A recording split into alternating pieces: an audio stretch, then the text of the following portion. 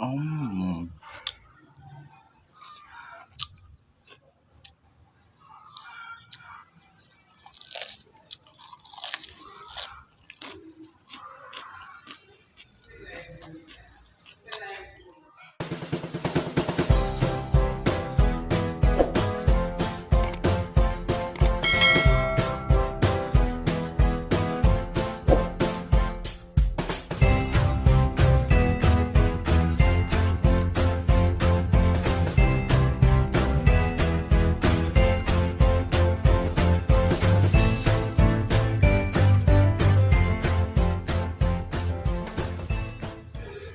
สบายดีพี่น้อง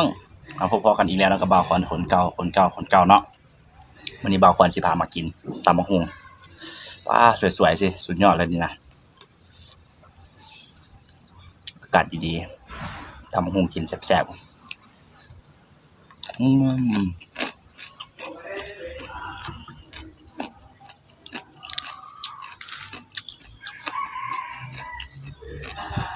เผาข้างจากหนองบ่าวซ้ายมื้อนั้นยังบ่เซาปะเนี่ย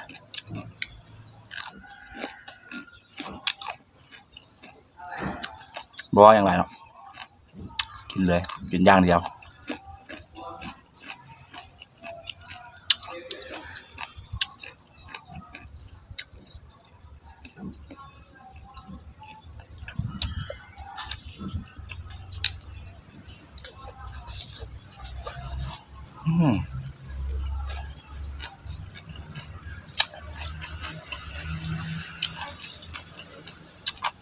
หัวกระเทียม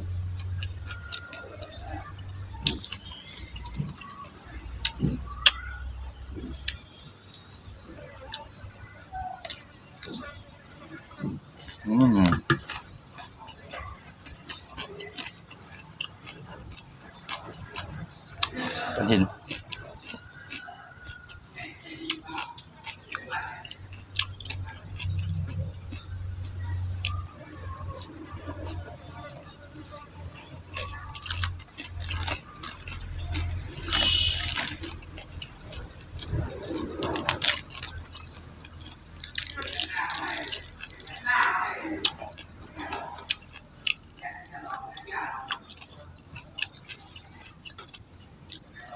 อืม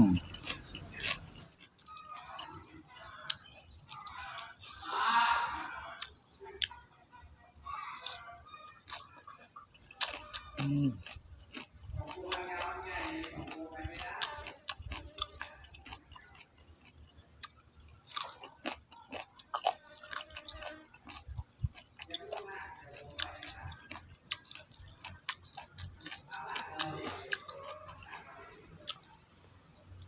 อืมเสียทีบ่มีข้าวปุ้น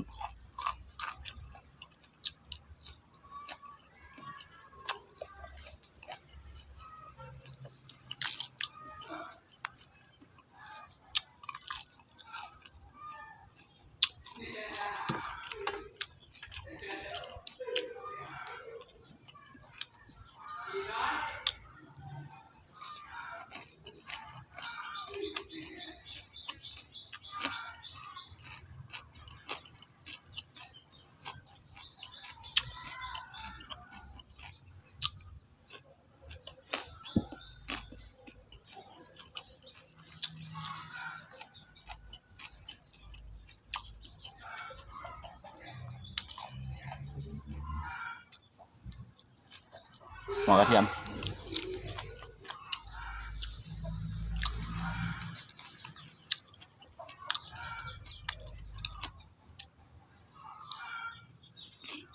อืมเนาะ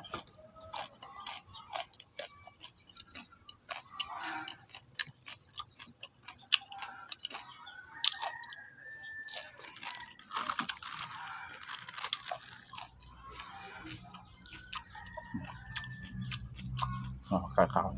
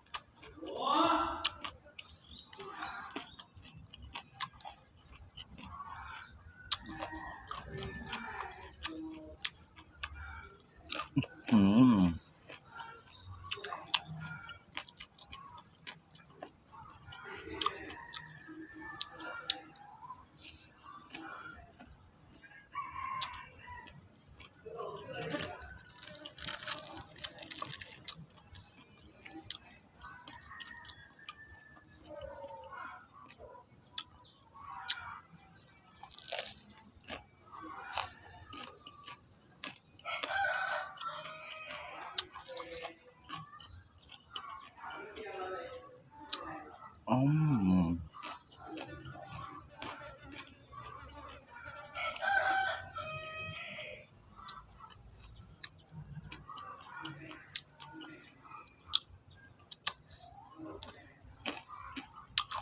พี่น้อง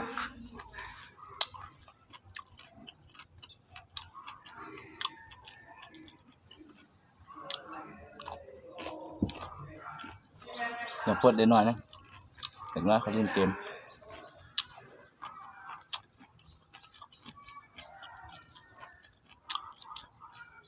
บ่มีอย่างส่วนประกอบดอกบ่าวขออัดคลิปเลยเถอะบ่อันนึงก็ต้องอันนึง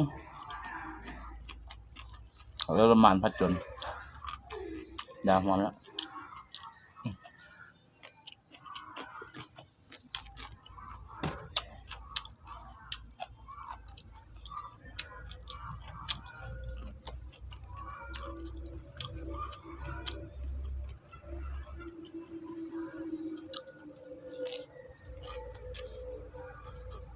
อืม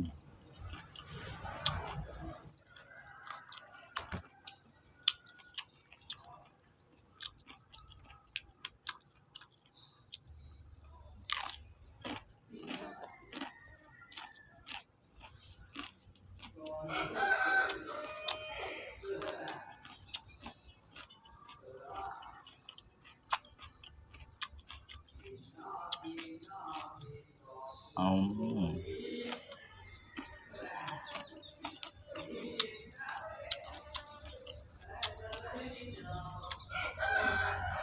ชักมาได้ใส่แมงวันก็เลย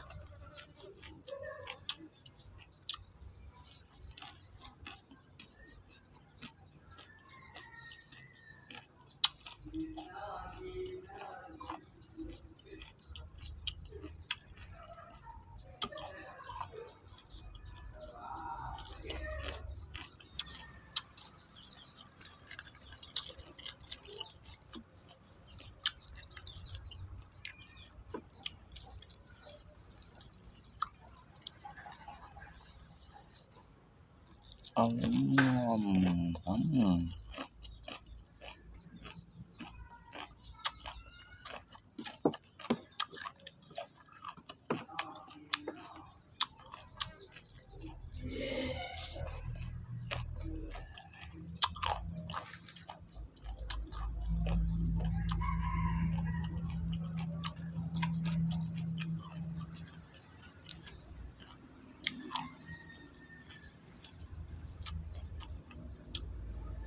อื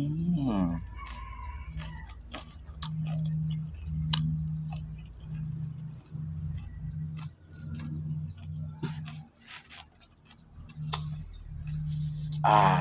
ครับ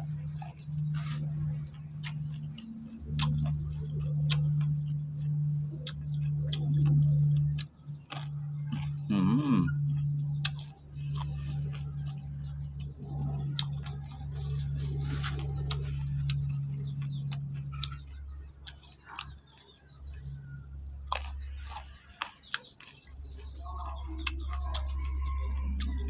ใส่บักถั่วพร้อม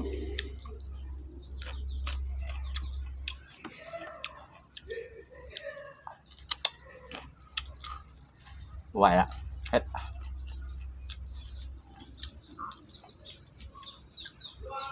ที่เย็นๆจะแก้วคือจะดีเฮ็ดเบิดยิ้มทั้งเผ็ดทั้งแซ่บคลิปหน้าบ่าวขอสิพาไปกินหยังหรือว่าสิพาไปเล่นไปเมาไปม่วนไปเฮ็ดหยังอยู่ไสอย่าลืมกดไลค์กดแชร์กดติดตามไว้เจอกันคลิปต่อไปบ๊ายบาย